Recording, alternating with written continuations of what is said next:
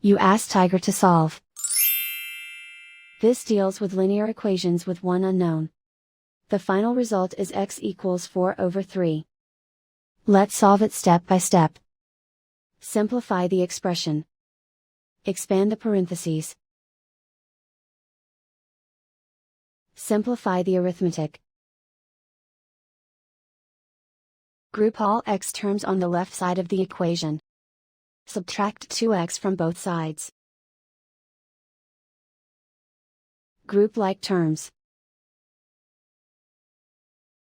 Simplify the arithmetic.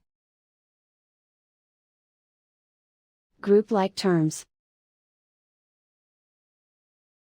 Simplify the arithmetic. Group all constants on the right side of the equation. Subtract 14 from both sides.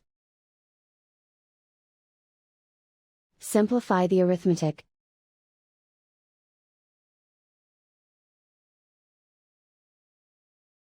Isolate the x. Divide both sides by -3. Cancel out the negatives.